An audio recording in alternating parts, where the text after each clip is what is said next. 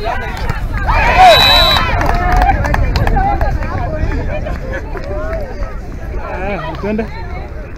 you. We are here at Ateteri.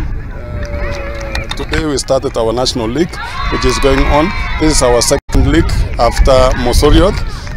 The national league comprises of 16 in our first series for the men, and we have also 8 teams on the women's side. We hope to finish second league tomorrow, whereby each team are playing 2 matches per day.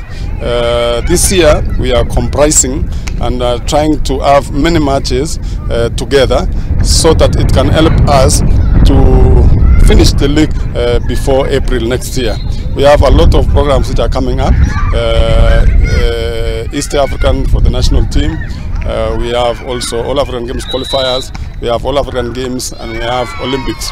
So what we are trying to do is to change our league this year, being played alongside with the tournaments and playing more matches in every circuit that we have in the National League. So for this time, or by the time of end of this series, we will have played more than 4 matches per team.